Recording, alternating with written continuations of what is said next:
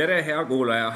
Oleme oma saatega Küla kutsub jõudnud varstu rahvamajja, kus töötab Kadri Laube. Ja juba hakkan parandama. Tere, hea kuulaja! Kuhu me oleme jõudnud? Varsti on õige koht, aga siin on nii palju kultuuri, et siin on lausa kultuuri, mitte lihtsalt ka maja, vaid lausa keskus. No väga tore. Mis looga sa meid vastu võtsid, Kadri? Kas ei tulnud ära? Kahjuks mitte, ärevus on nii suur praegu. Aigu, väga lõbus, igal juhul. See on minu laste üks lemmiklugusid. Pipi piksub mina. Ja isegi laste laule saab lõõtspilliga mängida. No tore. Kadri, siit sul üks küsimus. Sina oled üks igati tegus ja mitmekülgne naine, kes kasvatab karjatäit lapsi, on kogukonna eestvedaja, peab rahvamaja, õpetab pillimängu ning oled ka ise aktiivne rahvamuusik. Räägi, mis siit kõikes seda tegemas sunnib? Ma arvan, et minu sõnavaras ei ole sõna sundima, sest mina teen ainult neid asju, mis mulle meeldib teha.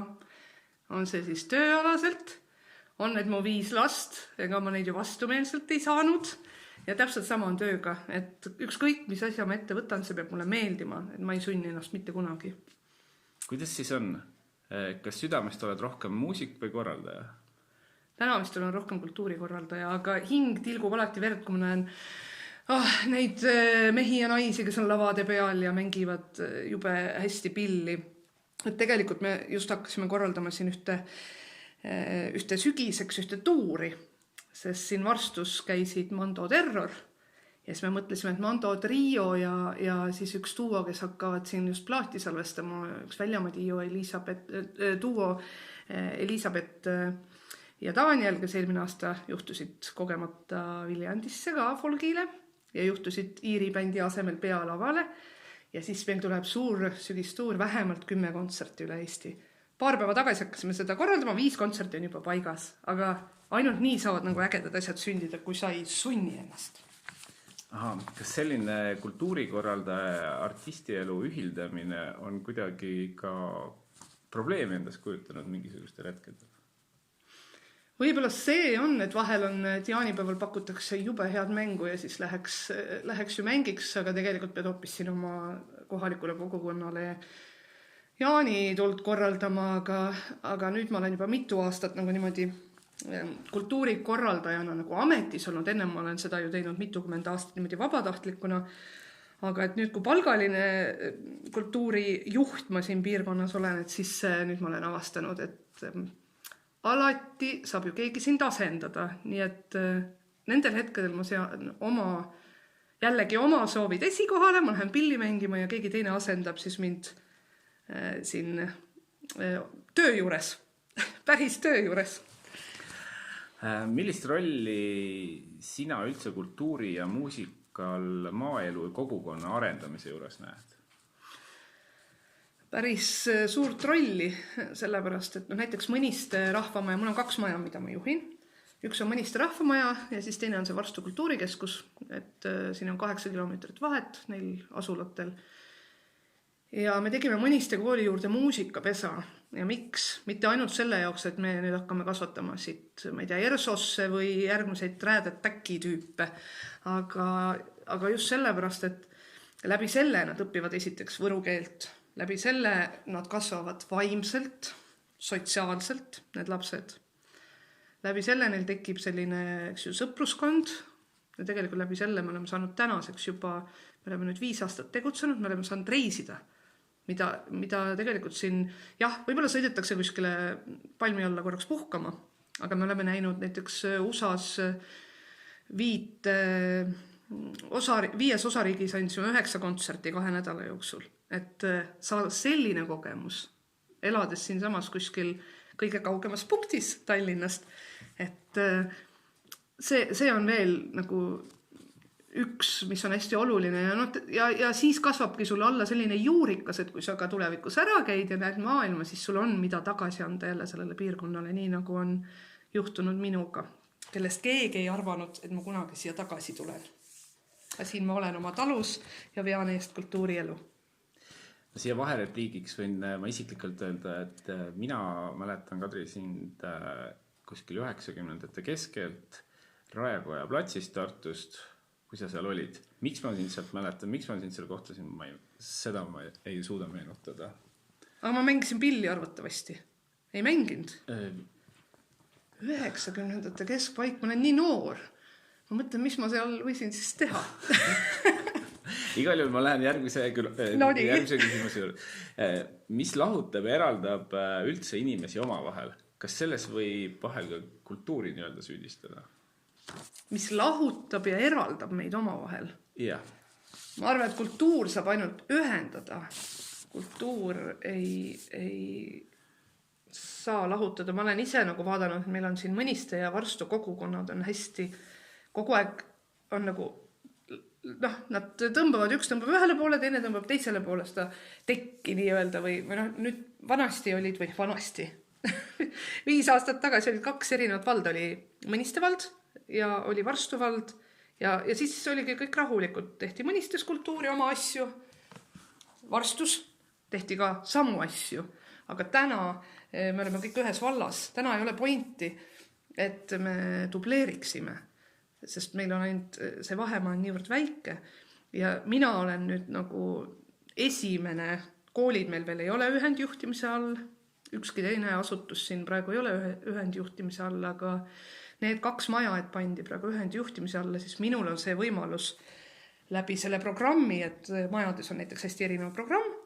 et ongi ühel pool on sellised alternatiivmuusikapeod ja tümmipeod, et siuke disko ja alternatiivmuusika ja teises majas on näiteks siis teater ja live muusikabändid, mis tähendab seda, et nüüd see teise kogukonna rahvas, kes hindab ka siis, ma ei tea, live muusikat, siis ta peab hoopis naabermajja minema. Ja me ei konkureeri enam üksteisega, vaid meid on ju siin piirkonnas nii väheks jäänud, et see ikkagi ühendab kultuur. Et see on nagu selline hästi kogukonna või minu selline kohaliku kogukonna põhine näide.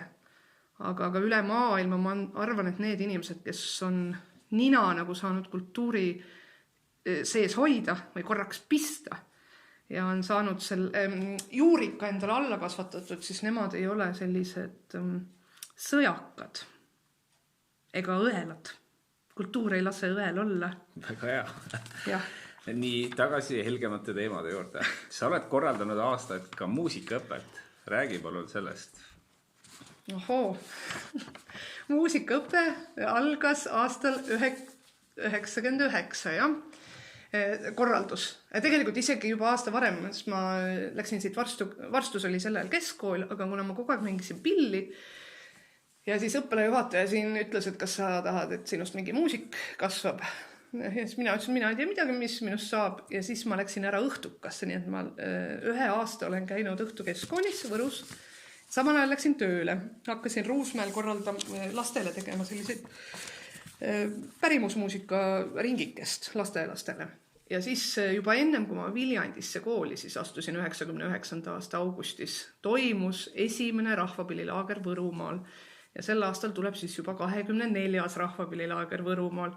Et selle järgi mul on nagu hea nüüd öelda, et 24 aastat tagasi mina astusin Viljandisse ja nii kaua olen mina ka õpetanud.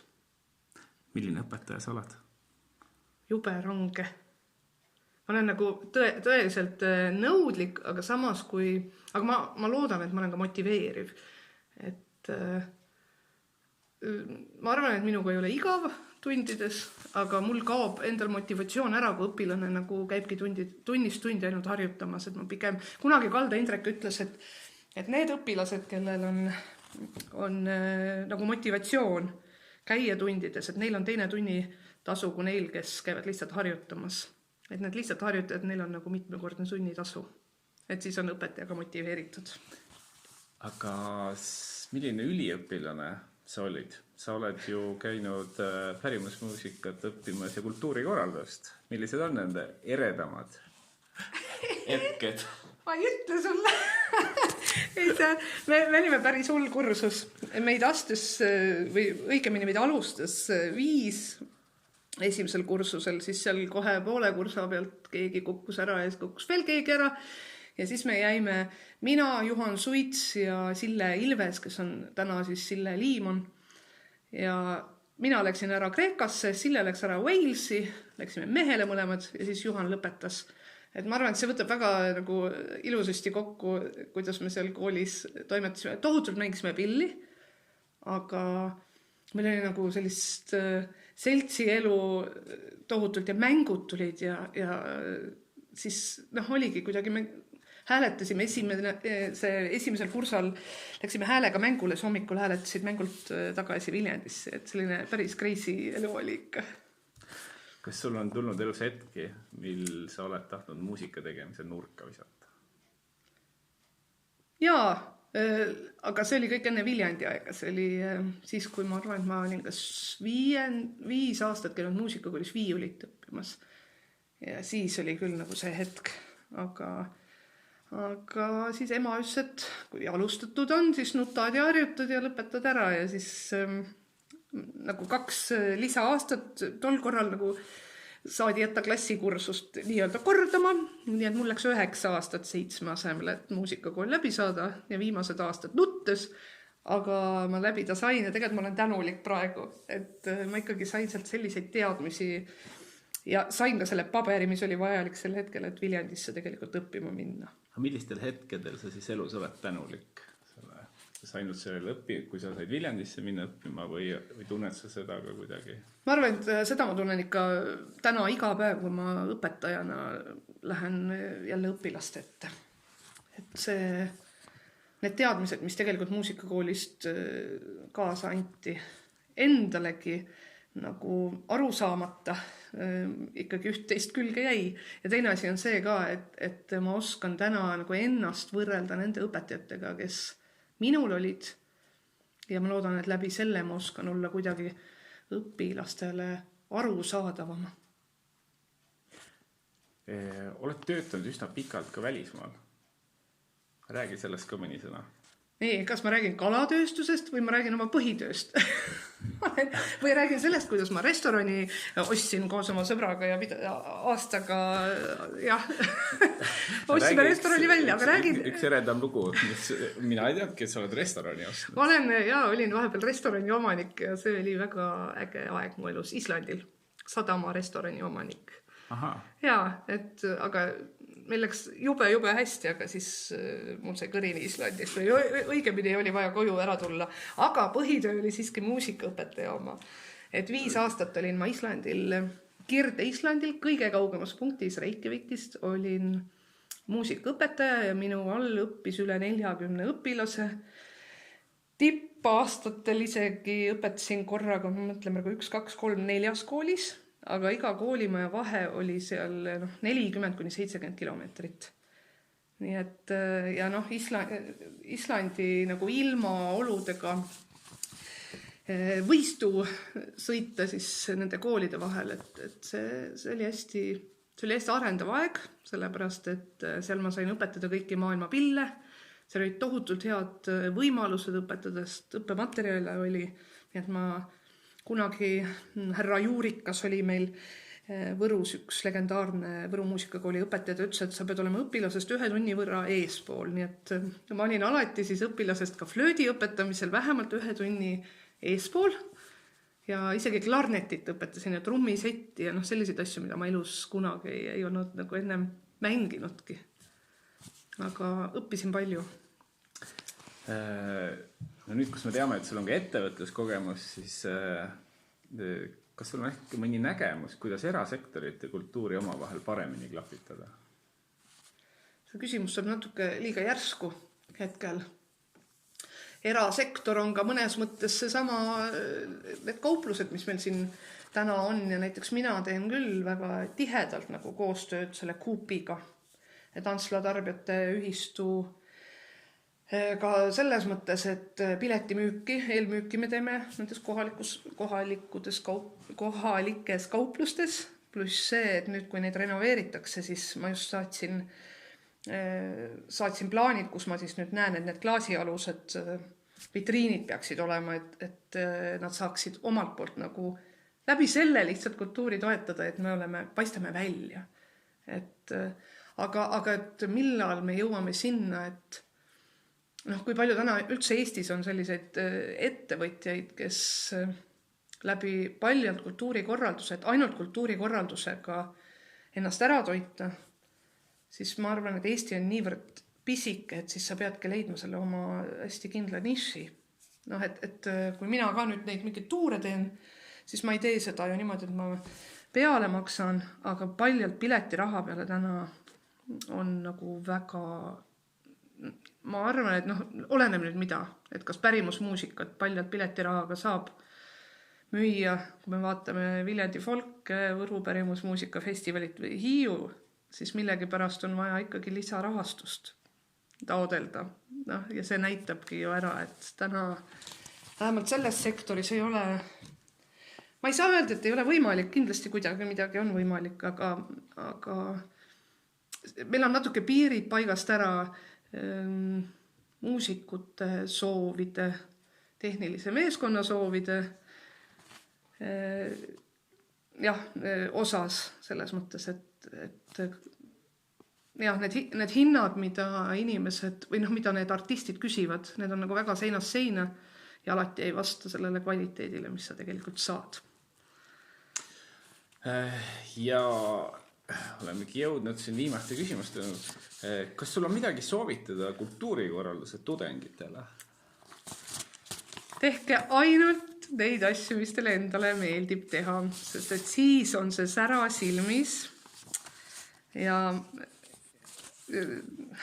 issand, see on nagu päris jällegi keeruline, sest paljalt nagu ennast selles motiveerida, et sa teed ainult seda, mis sulle meeldib, on ju väga keeruline. Minul on natuke selles mõttes lihtsam, et mina laen ennast läbi siis selle pillimängu, siis lähen keraamikasse, siis segakoori, hakkasin nüüd käima laulmas üle 20 aasta.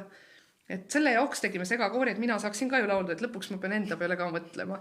Et võib-olla tulebki nagu seda kultuuritööd niimoodi võtta, et see ka sind nagu ühtlasi laeks, et palgaraha ei ole ainuke see, mis peaks motivaator olema, vaid see, mis tänu sinu tegevusele siis seal piirkonnas juhtuma hakkab.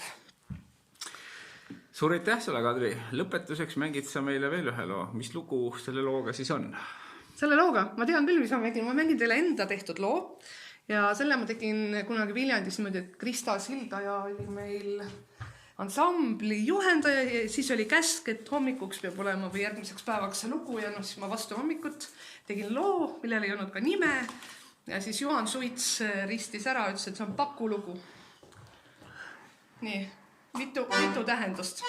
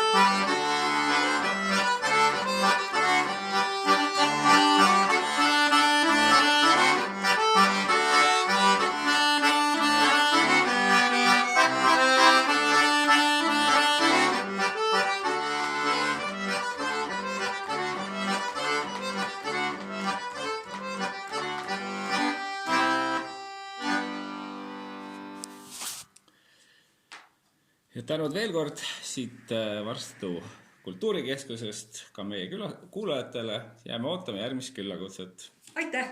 Aitäh!